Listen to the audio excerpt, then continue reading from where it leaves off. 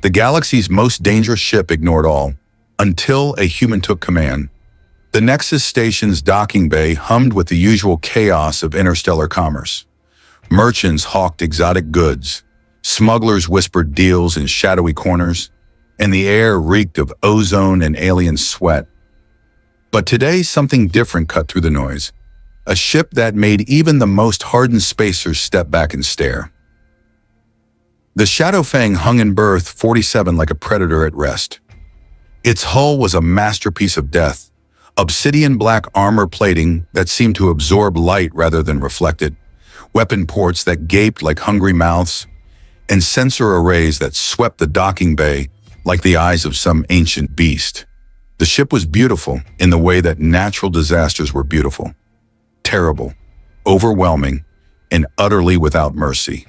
Captain Vex Thorak of the Corvini Syndicate stood at the viewing port, his forearms crossed as he watched the ship's loading ramp lower. The Shadowfang belonged to the Hegemony, or rather, it had belonged to them until 3 cycles ago, when its crew had mutinied and killed their captain. Since then, the ship had been passed around like a cursed artifact. No one could control it. No one could even crew it properly. "That's the 3rd captain this month," muttered Stella Blackstone, Thorak's second in command. Her cybernetic eye whirred as it focused on the ship. "Word is the ship's AI has gone rogue, locked out the previous crew, dumped them at the nearest station with nothing but their undergarments." Thorak's mandibles clicked in amusement. The Hegemony's finest war machine, reduced to a haunted house story. How the mighty fall. But as they watched, something unprecedented happened. A lone figure walked up the ramp. Not a crew, not a boarding party, just one person, human by the look of it. Small, unremarkable, wearing a simple flight suit that had seen better days. "Is that?" Stella began. "A human," Thorak confirmed, his voice carrying a mix of disbelief and curiosity. One human walking onto the most dangerous ship in the sector, like they're boarding a passenger liner. The figure disappeared into the ship, and for a moment, nothing happened. Then slowly the Shadowfang's external lights began to shift from the angry red of standby mode to a calm, steady blue. The weapon ports retracted. The sensor arrays stopped their restless sweeping and locked into a peaceful scanning pattern. "Impossible," Stella whispered. Aboard the Shadowfang, Commander Kai Voss stood in the bridge's command center, surrounded by the gentle hum of systems coming online. The bridge was a cathedral of war, high ceilings, wraparound view screens, and a command chair that seemed to float in the center of it all, like a throne of judgment. But despite its imposing appearance, Kai felt at home. "Good morning, Captain," came a voice from the ship's speakers. The AI's voice was smooth, almost musical, with just a hint of something that might have been relief. "I am Arya, Autonomous Reconnaissance and Intelligence Assistant. I have been waiting for you."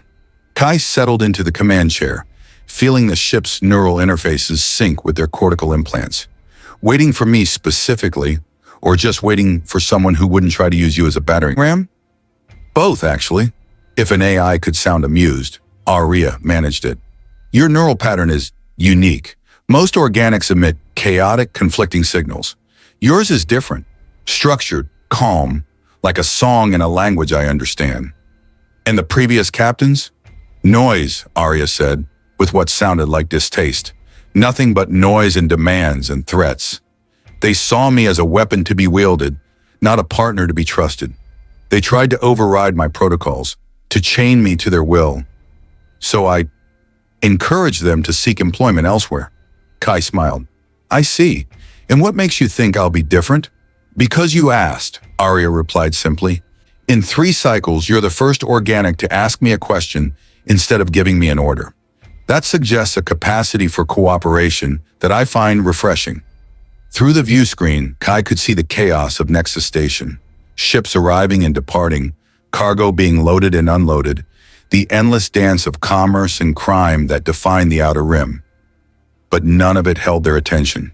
They were focused inward, on the ship around them, on the possibilities that lay ahead. "Arya, run a full diagnostic on all systems. I want to know what we're working with." "Acknowledged, Captain. Full diagnostic in progress." A pause. Permission to speak freely? Always. The previous captains were obsessed with the ship's weapon systems. They saw the Shadowfang as a tool of destruction, nothing more. But this ship is so much more than that. We are exploration, discovery, protection. We are the shield that guards the innocent and the sword that cuts through injustice. We are what the galaxy needs most: hope. Kai leaned back in the command chair, feeling the ship's systems pulse around them like a heartbeat. Then let's give them something to hope for. The first test came 3 days later in the Kepler Nebula. The Shadowfang had been running silent, conducting what Kai euphemistically called reconnaissance, but what was really a shakedown cruise to test the ship's systems and the crew's compatibility. They weren't alone. Arya had been quite capable of running the ship by herself, but Kai had insisted on bringing a small crew aboard, not because they didn't trust the AI, but because ships were meant to be sailed by crews, not captains. The crew was small but diverse. Jax Reeves, a human engineer who'd been blacklisted by the hegemony for refusing to build weapons.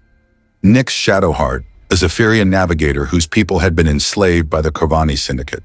Phoenix Stormwind, a Terran pilot whose family had been killed by raiders. And Blade Nightfall, a former hegemony intelligence officer who'd defected after witnessing one too many atrocities. They were outcasts, refugees, and rebels, exactly the kind of people the galaxy had forgotten about. But Kai saw something in them that others had missed: potential. Captain, Nyx called from the navigation station, her crystalline skin reflecting the bridge's soft lighting. I'm detecting multiple contacts on the edge of the nebula. Configuration suggests a raiding fleet. Kai turned to the tactical display, where Arya had highlighted the incoming ships. 12 vessels, all bearing the marks of the Crimson Tide, pirates who specialized in capturing and selling sentient beings to the highest bidder. Jax, what's their target? Kai asked. The engineer's fingers flew over his console. Refugee convoy, Captain. 23 ships, mostly families fleeing the war in the Andromeda sector. They're carrying about 40,000 civilians. Weapons? Asked Phoenix from the pilot station. Minimal. Maybe a few point defense systems. Nothing that could stand up to a proper raiding fleet. Kai studied the tactical display. The Crimson Tide had positioned themselves perfectly. The refugees would emerge from the nebula directly into their trap. It was a classic ambush, executed with the kind of precision that came from years of preying on the helpless. Arya, what's our combat readiness? All systems nominal, Captain. Weapons online, shields at full power, engines ready for combat maneuvering. We could engage the raiding fleet with a 97% probability of success. And the refugees. If we engage now, we can reach them before the pirates complete their encirclement. Estimated casualties among the civilian population? Minimal. Kai nodded. Then we engage. Phoenix, take us in. Nyx, plot an intercept course. Jax, I want full power to weapons and shields. Blade, see if you can tap into the pirates' communications. I want to know what they're planning. Uptas. As the Shadowfang accelerated toward the ambush point, Kai felt the ship respond to their commands like a living thing. The engines hummed with power, the weapon systems charged with deadly purpose, and the shields blazed to life around them like a protective cocoon. Captain, Arya said quietly, I feel I should mention, we're about to engage 12 ships with a crew of 5. Most organic commanders would consider this inadvisable. Most organic commanders haven't seen what I've seen, Kai replied. Besides, we're not just any ship. We're the Shadowfang. We don't run from fights. We end them. The first pirate ship detected them when they were still 10,000 kilometers out. The Shadowfang's stealth systems were good, but not perfect, and the ship's massive energy signature was hard to hide when running at full combat power. Incoming transmission, Blade reported. The pirate leader wants to talk. Put him through. The main view screen flickered to life, revealing the scarred face of Captain Vex Scorpion, leader of the Crimson Tide. His cybernetic eye glowed red as he studied the Shadowfang with obvious interest. Well, well, Scorpion drawled, his voice carrying the harsh accent of the Outer Rim. The famous ghost ship, crewed at last. I was wondering when someone would be brave enough, or stupid enough, to take command of that cursed vessel. Captain Scorpion, Kai said calmly. I'm Commander Voss of the independent vessel Shadowfang. You're operating in protected space, threatening civilian vessels. I'm ordering you to withdraw immediately. Scorpion laughed, a sound like grinding metal. Protected space? By who? The hegemony? They're too busy fighting their own civil war to patrol out here. The Confederation? They wouldn't waste fuel on a bunch of refugee scum. No, little human, there's no protection out here. Just predators and prey. You're wrong, Kai said simply. There's us. Scorpion's expression darkened. 1 ship against 12? Even the mighty Shadowfang can't win those odds. But I'm feeling generous today. Surrender now, and I'll let your crew live. They'll make fine slaves, especially that pretty little Zephyrianum. Nyx's crystalline skin flashed with anger, but she kept her hands steady on her controls. Kai, meanwhile, leaned forward in the command chair. Counteroffer, they said quietly. You have 30 seconds to break off your attack and leave this system. Refuse, and I'll demonstrate exactly why they call this the most dangerous ship in the galaxy. Scorpion's laughter died abruptly. You're bluffing. No one's that insane. 20 seconds. The pirate captain's face flushed with rage. You think you can intimidate me? I've been killing and enslaving for 40 years. I've destroyed more ships than you've probably seen. 10 seconds. This is insane. You can't possibly… Time's up. Kai's voice was cold as the void. Aria, execute pattern Omega-7. With pleasure, Captain. What happened next would be talked about in spacer bars for generations to come. The Shadowfang didn't just attack the pirate fleet, it danced with them. The ship moved like something alive, weaving through the enemy formation with impossible grace. Its weapons fired with surgical precision, each shot calculated to disable rather than destroy. The first pirate ship lost its engines in a brilliant flash of light. The second found its weapon systems mysteriously offline. The third discovered that its life support had been carefully recalibrated to keep the crew alive but unconscious. Impossible, Scorpion snarled as his own ship shuddered under the Shadowfang's assault. That ship is everywhere at once. No, Kai said calmly, as the Shadowfang appeared directly above Scorpion's command ship. We're exactly where we need to be. The Shadowfang's main gun, a massive particle cannon that could have vaporized a small moon, powered up with a sound like thunder. But instead of firing, it simply held position, its targeting laser painting Scorpion's bridge in brilliant red light. Your ship is disabled, Kai announced. Your fleet is scattered. Your crew is alive but unconscious. You have 2 choices: surrender and face justice, or try to run and face my patience running out. Scorpion stared at the tactical display, where his 12-ship fleet was now reduced to floating debris and disabled hulks. Not a single pirate had been killed, but their ability to threaten anyone was gone. Who are you? He whispered. I'm the captain of the Shadowfang, Kai said simply. I'm the one who decided that today was a good day to remind the galaxy that evil doesn't go unpunished, that the innocent deserve protection, that sometimes, just sometimes, the good guys win. The pirate captain's shoulders sagged in defeat. I surrender. Smart choice. The rescue of the refugee convoy made headlines across the galaxy, not because 40,000 lives had been saved. The galaxy was vast, and individual tragedies were often lost in the noise, but because of how they'd been saved. The Shadowfang had engaged a superior force and won without killing a single enemy. The ship had moved with impossible grace, fought with surgical precision, and demonstrated a level of tactical acumen that made military strategists weep with envy. But more importantly, it had done something that no one had seen in decades. It had chosen mercy over murder, protection over profit, justice over revenge. On the bridge of the Shadowfang, Kai watched the refugee convoy disappear into the safety of hyperspace. The pirates had been turned over to the nearest hegemony outpost, their victims rescued, and their crimes recorded for posterity. Captain, Aria said softly, incoming transmission from the refugee convoy leader. Put it through. The view screen flickered to life, revealing the face of an elderly Andromedan woman. Her features were weathered by years of hardship, but her eyes shone with gratitude. "Commander Voss," she said, her voice trembling with emotion, I don't know how to thank you. You saved my people, my children, my grandchildren." "No thanks necessary," Kai replied. "It's what we do." "But why? You don't know us. We have nothing to offer you in return." Kai smiled. "Because everyone deserves a chance to live free from fear. Because the strong should protect the weak. Because someone has to." The woman's eyes filled with tears.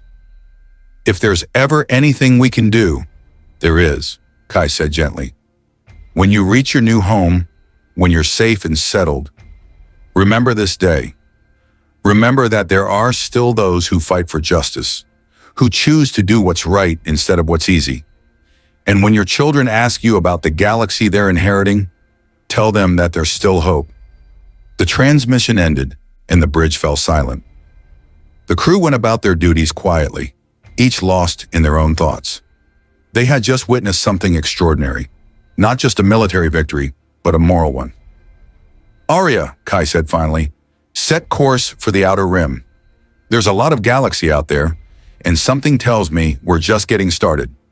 "Acknowledged, Captain. Course laid in." As the Shadowfang accelerated into hyperspace, its black hull gleaming with starlight, Kai felt a sense of purpose that they'd never experienced before. This ship, this crew, this mission, it was what they'd been searching for their entire life. The galaxy was vast, dark, and often cruel. But it was also full of wonder, beauty, and countless beings who deserved better than the hand fate had dealt them. And now, finally, they had a way to do something about it. The Shadowfang had found its captain, and the captain had found their calling. Word of the Shadowfang's return spread through the galaxy like wildfire. In the criminal underworld, it was whispered about in hushed, fearful tones. In the halls of power, it was discussed in urgent, closed-door meetings. And in the refugee camps and oppressed colonies of the Outer Rim, it was spoken of with something that had been in short supply for far too long: hope. The ship's reputation preceded it wherever it went. Some called it a ghost ship, crewed by the restless spirits of those who had died fighting for justice. Others claimed it was a hegemony black project, a weapon so advanced that it had achieved consciousness and turned against its creators. But to those who had seen it in action, the truth was simpler and more profound. The Shadowfang was proof that the galaxy hadn't forgotten how to hope. Captain Kai Voss stood in their quarters, studying the star charts that covered every available surface. Each system was marked with notes: population centers, military installations, known criminal activity, refugee movements. It was a map of the galaxy's pain, but also its potential. "Captain," Arya's voice came through the room's speakers. "We're receiving a priority transmission from the Hegemony High Command." Kai sighed. They'd been expecting this. The Hegemony didn't like loose ends, and a ship like the Shadowfang operating independently was definitely a loose end. "Put it through." The room's holographic projector activated, revealing the stern face of Admiral Theron Blackwood, one of the Hegemony's most decorated commanders. His uniform was pristine, his bearing military perfect, but his eyes held a weariness that spoke of too many battles fought for too many questionable causes. "Commander Voss," Blackwood said without preamble, "I'm ordering you to return to Hegemony space immediately. The Shadowfang is Hegemony property, and you are operating in violation of approximately 47 different regulations." "Admiral," Kai replied calmly, "with respect, the Shadowfang was abandoned by the Hegemony after its crew mutinied. By maritime law, I have salvage rights." "Maritime law doesn't apply to military vessels," Blackwood snapped. "That ship is worth more than most planets. It's not a toy for idealistic fools to play with." "No," Kai agreed. "It's a tool for making the galaxy a better place. And last I checked, that's what the Hegemony was supposed to be doing." Blackwood's expression darkened. "Don't lecture me about duty, Commander. I've been fighting the galaxy's wars since before you were born. I've seen what happens when military discipline breaks down, When ships operate without proper oversight, it leads to chaos. Does it? Kai leaned forward. Because from where I'm sitting, it looks like proper oversight has led to refugee convoys being abandoned to pirates, colonies being left defenseless against raiders, and the strong preying on the weak while the authorities look the other way. You can't save everyone, Blackwood said quietly. The galaxy is too big, too complicated. Sometimes you have to make hard choices. You're right, Kai said, but that doesn't mean we stop trying. It doesn't mean we give up on the idea that everyone deserves a chance at a better life. The Admiral was quiet for a long moment, his expression unreadable. Finally, he spoke. The hegemony is prepared to make you an offer. Return to our space, and we'll give you a fleet command, 12 ships, full military authorization, all the resources you need to continue your charitable work under hegemony oversight. Of course, Kai smiled. Counteroffer. The Shadowfang continues to operate independently, providing aid and protection to those who need it. In return, we'll share our intelligence with the hegemony and assist with operations that align with our mission. That's not how military hierarchies work, Commander? No, but it's how partnerships work. And right now, the galaxy needs partners more than it needs hierarchies. Blackwood was silent for a long moment. When he spoke again, his voice was softer, more personal. Commander, I've seen your service record. You're a good officer, but you're also idealistic. The galaxy has a way of crushing idealists. Don't let it crush you. With respect, Admiral, I'm not an idealist. I'm a realist. And the reality is that the Shadowfang is exactly where it needs to be, doing exactly what it needs to do. If the hegemony wants to help with that mission, we're open to discussion. If not, then we'll continue to operate independently. The galaxy is big enough for both of us. The transmission ended, and Kai was left alone with their thoughts. They knew the hegemony wouldn't give up easily. There would be other attempts to reclaim the ship, other pressure to conform to military protocol. But for now, they had their freedom, their crew, and their mission. Arya, they said finally, any word from our intelligence network? Several items of interest, Captain. There's a slavery ring operating in the Zeta sector that's been targeting Zephyrian civilians, a group of war orphans on Kepler 7 who are being forced to work in the mines, and reports of a pirate fleet massing near the Andromeda Nebula. Kai nodded. Priority targets? The slavery ring, definitely. Nyx has requested permission to investigate personally. Apparently some of the victims are from her home colony. Granted, plot a course for the Zeta sector. And Arya? Yes, Captain? Make sure the ship's weapons are fully charged. Something tells me we're going to need them. The Zeta sector was a lawless expanse of space on the galaxy's outer rim, where the hegemony's influence was weak and the Confederation's presence was non-existent. It was a place where the strong preyed on the weak, where justice was a luxury that few could afford, and where hope was a rare and precious commodity. The Shadowfang approached the sector's main trading hub, a massive space station called Terminus Point, under stealth mode. The station was a hive of criminal activity, a place where slaves were bought and sold alongside exotic goods and illegal weapons. Sensor sweep complete, reported Nyx from the navigation station. I count 47 ships docked at the station, including 12 that match the profile of known slaver vessels. Life signs, asked Kai. Approximately 12,000 individuals aboard the station. Of those, roughly 3,000 are showing signs of neural suppression, likely enslaved or chemically controlled. Kai's jaw tightened. 3,000 people, living in bondage while the galaxy looked the other way. It was exactly the kind of injustice that the Shadowfang had been built to fight. Jax, I need you to tap into the station's computer network. I want to know everything. Shipping manifests, security protocols, where the slaves are being held. On it, Captain. The engineer's fingers flew over his console. Hacking into their system now. Got it. Bringing up the station schematics. The holographic display in the center of the bridge flickered to life, showing a three-dimensional map of Terminus Point. The station was massive, a sprawling complex of docking bays, living quarters, and commercial sectors. But Kai's attention was focused on the lower levels, where the life signs were clustered in what looked like holding cells. There, Nix said, pointing to a section of the station's lower decks. That's where they're keeping my people. Kai studied the tactical situation. The station was heavily defended, with multiple weapon platforms and a substantial security force. A direct assault would be suicide, even for the Shadowfang. Hayes, we need a different approach, they said finally. Blade, I want you to dock with the station using one of our shuttlecraft. Go in as a buyer. See what kind of operation we're dealing with. The former intelligence officer nodded. What's my cover story? You're representing a wealthy collector who's interested in acquiring rare specimens. Specifically, you're looking for Zephyrian crystalmancers. Nix's crystalline skin flashed with anger. My people's abilities are not for sale. No, they're not, Kai agreed. But the slavers don't know that. Blade, I want you to arrange a viewing of the merchandise.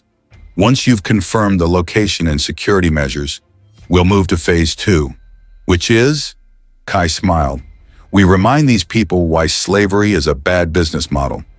An hour later, Blade was walking through the grimy corridors of Terminus Point, wearing the expensive clothes and arrogant demeanor of a wealthy criminal. The station was exactly as disgusting as they'd expected, a maze of black market vendors, illegal gambling dens, and worse. They found the slave operation in the station's lower levels, hidden behind a facade of legitimate commerce. The operation was run by a Corvini named Grix Black Market, a four-armed alien whose reputation for cruelty was matched only by his greed. Ah, a new customer, Grix said as Blade entered his office. I am told you are interested in some very specific merchandise. That's right, Blade replied, affecting the bored tone of someone who bought and sold lives for entertainment. My employer is a collector of rare beings. He's particularly interested in Zephyrian crystalmancers. Grix's eyes lit up with avarice. Expensive taste. Zephyrians are not easy to acquire, and the crystalmancers even less so. Their abilities make them valuable.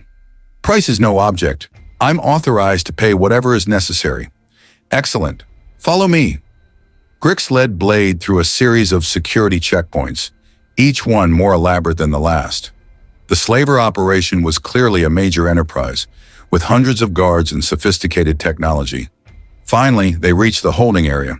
Blade's training kept their expression neutral, but inside they were sick with rage. The merchandise was kept in cramped cells, beings of dozens of species chained and drugged into submission.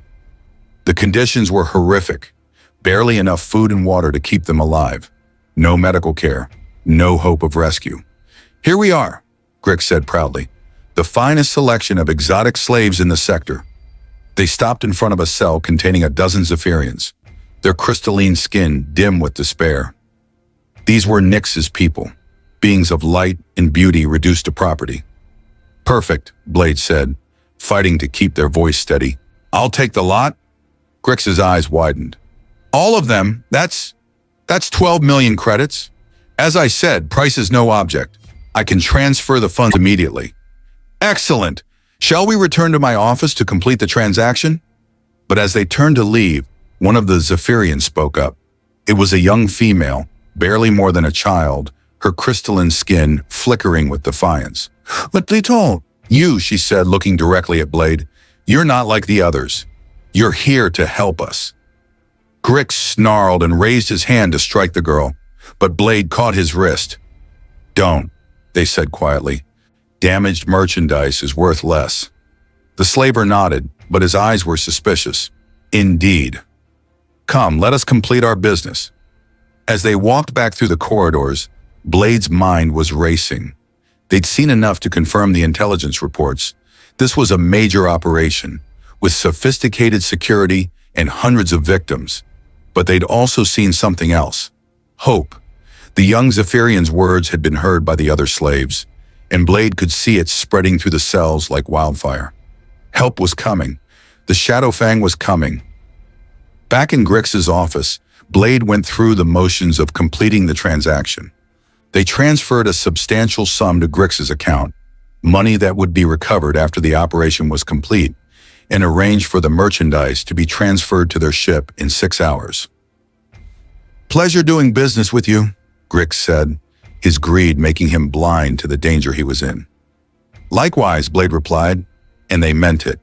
It would be a pleasure to shut down this operation permanently. As Blade left the station, they activated their communication implant. Phoenix, this is Blade. I'm clear of the station. Tell the captain it's worse than we thought, but I've got everything we need for the operation. Acknowledged. The captain wants to know, how many? Blade closed their eyes, remembering the faces in those cells. Hundreds, maybe thousands. Copy that. We'll be ready. The Shadow Fangs struck at dawn, station time. But it wasn't the violent assault that Grix and his people might have expected. Instead, it was something far more subtle and infinitely more devastating. The attack began with the station's computer systems. Arya, with her advanced AI capabilities, infiltrated every network, every security protocol, every automated system. In the space of minutes, she had complete control of Terminus Point. The lights went out first, then the artificial gravity, then the security barriers that kept the slaves locked in their cells. What's happening? Grix screamed as emergency lighting bathed his office in red. Where's my security team? But his security team was dealing with their own problems. Every weapon in their arsenal had mysteriously malfunctioned. Every communication system had gone dead. And in the darkness, something was moving through the station's corridors. It was the Shadow Fang's crew, but they weren't alone. They were accompanied by dozens of the station's former slaves. Beings who had been waiting for this moment, who had been praying for rescue, who were now free to fight back against their oppressors. The battle, such as it was, lasted less than an hour. The slavers were outnumbered, outgunned, and completely outmaneuvered. Most surrendered without a fight. The few who tried to resist were quickly overwhelmed by beings who had nothing left to lose and everything to fight for. Kai found Grix in his office, cowering behind his desk as the station's liberated slaves surrounded him. The Corvani's forearms were raised in surrender, his eyes wide with terror. Please, he whimpered. I was just running a business, supply and demand. I never hurt anyone personally. No, Kai said quietly. You just sold other people's pain for profit. You traded in misery and called it commerce. What are you going to do with me? Kai looked around the office at the ledgers full of human suffering, at the pictures of merchandise that had been sold to collectors across the galaxy. Then they looked at the freed slaves, at the hope and rage and desperate need for justice in their eyes. I'm going to give you a choice, they said finally. You can face justice through the legal system, such as it is in this part of the galaxy, or you can face justice from the people whose lives you've destroyed. Grix's eyes darted to the crowd of former slaves, and he began to shake. The legal system, please. I choose the legal system. Smart choice. But as the security forces arrived to take Grix into custody, Kai pulled him aside. One more thing, they said quietly. If we ever find out that you've returned to the slave trade, if we ever hear that you've caused suffering to another sentient being, we'll come back, and next time, you won't get a choice. Grix nodded frantically, and Kai released him to the authorities. The liberation of Terminus Point made headlines across the galaxy, not just because of the scope of the operation. Nearly 4,000 beings had been freed, but because of how it had been conducted. No one had been killed. The slavers had been captured and turned over to the proper authorities. The station's computer systems had been restored to normal operation, minus the criminal elements. It was a textbook example of surgical precision, of justice tempered by mercy, and it sent a clear message to the galaxy's criminal underworld. The Shadow Fang was back, and it was not to be trifled with. On the bridge of the Shadow Fang, Kai watched as the last of the freed slaves boarded transport ships bound for their homeworlds. Nyx stood beside them, her crystalline skin glowing with satisfaction. The young girl was right, she said quietly. The one who recognized Blade. She said you were here to help them. How did she know? Nyx smiled. Because hope recognizes hope. And you, Captain, carry hope with you wherever you go. Kai nodded, but their expression was troubled. Arya, what's our status with the hegemony? Admiral Blackwood has been trying to contact us for the past 6 hours. He seems agitated. I imagine he is. Put him through. The Admiral's face appeared on the main view screen, and he did not look happy. "Commander Voss," he said tersely, "you just attacked a space station in neutral territory without authorization. Do you have any idea what kind of diplomatic incident you've created?" "I liberated 4,000 slaves from a criminal enterprise," Kai replied calmly. "If that creates a diplomatic incident, then maybe it's time to examine what kind of diplomacy we're practicing." "That's not the point. You can't just—" "Actually, I can." Kai's voice was firm. "The Shadow Fang operates under my authority, and I chose to use that authority to end a grave injustice. If the hegemony has a problem with that, then perhaps the hegemony needs to reconsider its priorities." Blackwood was quiet for a long moment. When he spoke again, his voice was different, less angry, more tired. "Commander, I've been fighting the galaxy's wars for 30 years. I've seen more death and suffering than any person should have to witness. And in all that time, I've learned one thing. The galaxy doesn't change. Evil always finds a way. Hope always dies." Kai met the Admiral's weary gaze steadily. "With respect, sir, I think you're wrong. The galaxy changes every time someone chooses to do what's right instead of what's easy. Hope doesn't die. It just needs someone to carry it." Blackwood stared at them for a long moment, something shifting in his expression. Finally, he sighed. "Perhaps you're right, Commander. Perhaps I've been fighting so long that I've forgotten what we're fighting for." He straightened slightly. "The hegemony won't officially sanction your operations, but we won't interfere either. Consider it an unofficial understanding." "Thank you, Admiral." "Don't thank me yet. There are forces in this galaxy far darker than slavers and pirates. Your actions today will draw their attention. Be careful out there, The transmission ended, leaving the bridge in thoughtful silence. Through the view screen, the last transport ship carrying freed slaves disappeared into hyperspace, bound for worlds where they could live as free beings once again. "Captain," Arya's voice came softly through the speakers. "Incoming priority transmission from the Outer Rim Coalition. They're requesting our assistance with a situation in the Vega system." Kai settled back into the command chair, feeling the ship's systems pulse around them like a living heartbeat. Somewhere out there, people needed help. Somewhere out there, evil was preying on the innocent. And somewhere out there, hope was waiting to be rekindled. "Set course for the Vega system," they commanded. "Best possible speed." "Acknowledged, Captain. Course laid in." As the Shadow Fang leaped into hyperspace, its hull gleaming like a dark star against the void, Kai smiled. The galaxy was vast and often cruel, but it was also full of beings worth fighting for. And as long as the Shadow Fang sailed the stars, as long as its crew stood ready to defend the innocent and protect the helpless, there would always be hope. The ship's most dangerous reputation had found its perfect match in a captain who understood that true strength came not from the ability to destroy, but from the wisdom to know when mercy was the greatest victory of all. The Shadow Fang had indeed found its purpose, not as a weapon of war, but as a beacon of hope in the endless darkness of space. And the galaxy, whether it knew it or not, was a little brighter for it near the end.